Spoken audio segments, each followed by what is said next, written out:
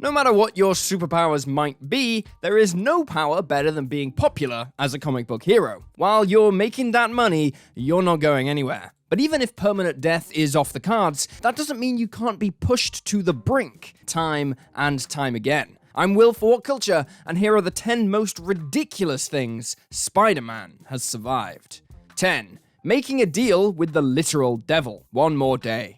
Okay, one more day has been discussed time and time again when looking at the most ridiculous or stupid things to ever happen to Peter Parker. Regardless, it would be impossible to do a list like this and not reference this 2007 arc, taking place in the aftermath of Civil War, which saw Peter publicly reveal that he was Spider-Man. One of the Kingpin's hitmen put Aunt May in the hospital with what was to be a fatal wound. With Tony Stark's finances and even the mystical abilities of Doctor Strange unable to save May, one more day saw the devil of the Marvel realm step out of the shadows to put an offer on the table. That offer from Mephisto, of course, was that he'd save Aunt May on the condition that Peter and Mary Jane's marriage was erased from existence. Honestly, in terms of survival, it's a miracle that readers didn't completely turn their back on Spider-Man titles after this utter atrocity.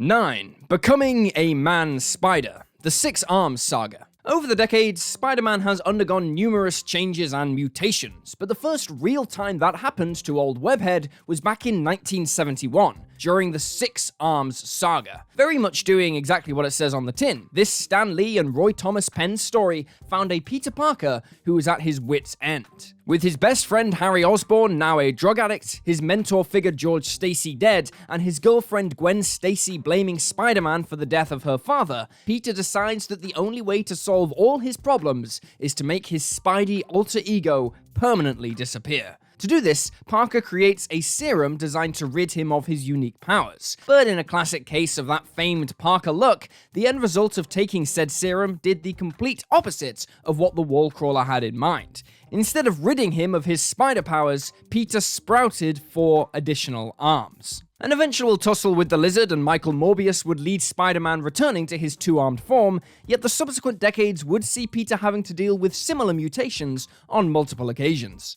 8. Reliving his parents' death. Life theft. The 90s was a tough time for Spider-Man and his readers because, well, clones. But before the clone saga really kicked into gear, Peter Parker had his emotions played with in the most cruel of ways. When The Amazing Spider-Man 365 concluded, we had the jaw-dropping panel depicting Peter's mother Mary and father Richard alive and well. Until then, Spidey had been led to believe that his parents had been killed 20 years prior, but now we were informed that they'd instead been held as prisoners in Russia. Mary and Richard spent the next 20 issues getting to know their son, yet Aunt May soon began to suspect that something wasn't quite right. While May had a private investigator looking into the situation, Peter did the unthinkable and revealed to his resurrected parents that he and Spider-Man were one and the same. The endgame of this was that Mary and Richard were merely androids created by Chameleon as a way to decipher the real identity of the Wallcrawler. After the Mary bot took out her husband as a way to protect Spidey's secrets,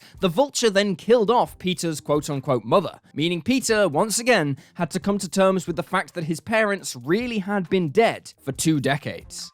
7. The Clone Uncertainty. The Clone Saga. Just muttering the words Clone Saga to a Marvel fan of a certain age will trigger a reaction of hot sweats and eye-widening flashbacks to a period in the 90s that was nothing if not ridiculously convoluted. There had been a previous clone run-in back in the 70s, but 1994 kicked off a 2-year period that was dominated by the Clone Saga. While it was often painful, confusing, and illogical for readers, this huge overarching tale was completely bonkers for the Wallcrawler himself. What many forget is that the Clone Saga actually started off pretty well, with a Spider-Man clone last seen in the 70s resurfacing under the name of Ben Reilly, aka the heroic Scarlet Spider, and there was a spell where both heroes were fighting the good fight alongside each other. In a major twist, a test would reveal that Peter Parker, not Ben, was actually the clone. Of course, the reaction to this was so bad from the fanbase that the decision was walked back, and it was revealed that Norman Osborn was behind the entire scheme.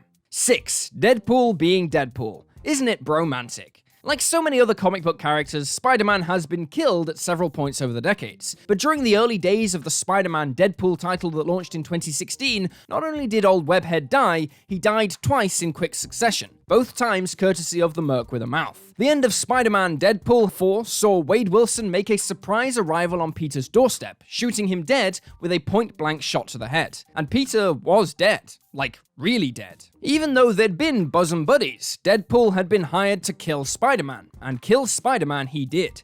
Initially believing that Spidey was in fact evil, Wade was happy with the job he'd done. Deadpool had his wife Shikla resurrect Peter. In typical Deadpool fashion, he immediately regretted that decision, quickly surmised that Peter Parker was definitely evil, and killed him for a second time. Again, having an erratic change of heart, Wade then brought in Mistress Death to once more bring Spider-Man back to the world of the living. 5. Beaten to death with a rock. The Infinity Gauntlet. Few Marvel Comics characters had quite as big an impact in such a small time as Taraxia. Debuting in Infinity Gauntlet 3, this is a character who only appeared in 3 issues before her death, but man, what a 3 issues it was. Created by Thanos to be his equal, warrior, and lover, Taraxia was involved in some of the most brutal moments in the Infinity Gauntlet. In particular, she decapitates Tony Stark and then kills Spider-Man. From the perspective of the readers, we see Taraxia mount Spidey while Thanos sets his sights on Thor. From there, the next shot of Taraxia we get is merely her hand holding a bloodied rock, as a pleased Mad Titan looks on.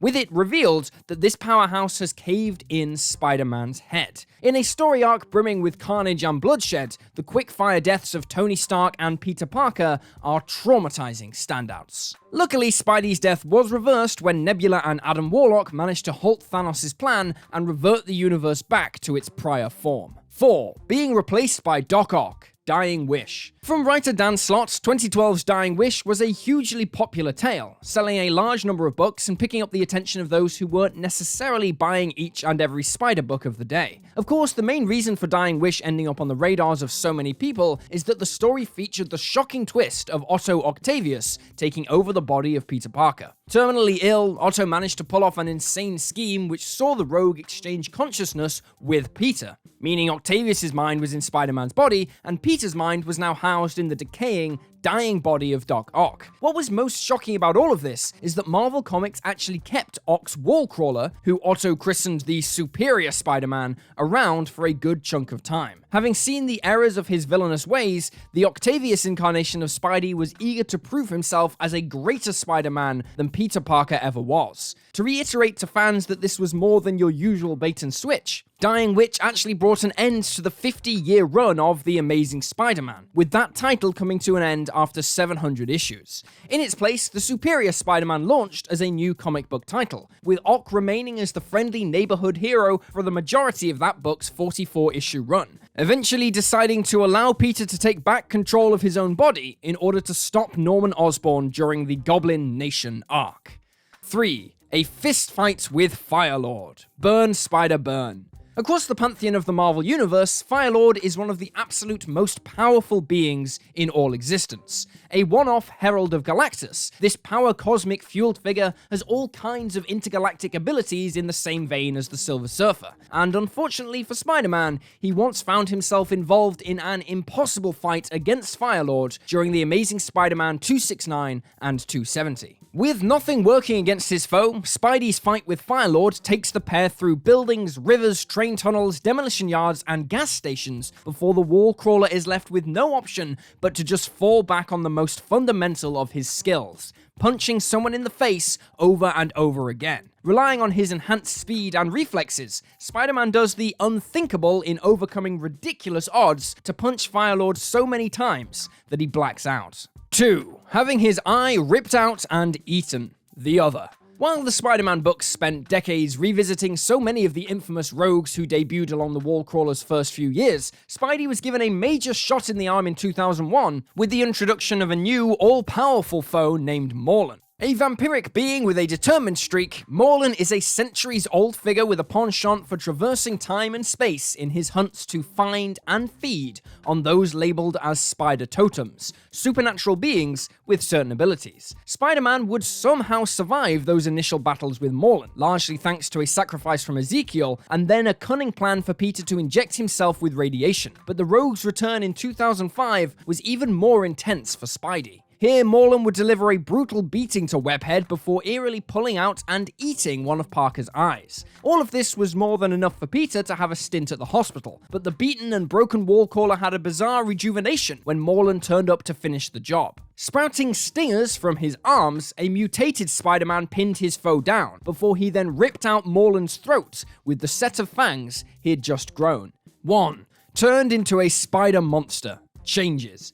Likely the most absolutely outrageous, ridiculous thing to ever happen to Spider-Man came back in 2004, in the pages of Spectacular Spider-Man 20, as the seeds were beginning to be sown for what would ultimately be Spider Island. There, Peter Parker was turned into a giant spider monster, became pregnant, died, and was reborn as his regular self, but with organic web shooters instead of the mechanical ones. Yeah, this was a strange time for Spider books, and nothing summed up all that strangeness quite as well as changes. For context, this bizarre turn of events all happened thanks to Adriana Soria, aka the Queen, a radiation-infused failed S.H.I.E.L.D. experiment of the 1940s. Adriana surfaced decades later as a villain intent on turning as many people as she could into twisted spider monsters. The Queen was able to do exactly that to anybody with an insect gene buried within them, but the slightly head-scratching part of all of this is that spiders are not actually classified as insects. Either way, what played out was one of, if not the, most bizarre situations that Peter Parker has ever found himself in, which, given the history of Spider-Man, says a lot.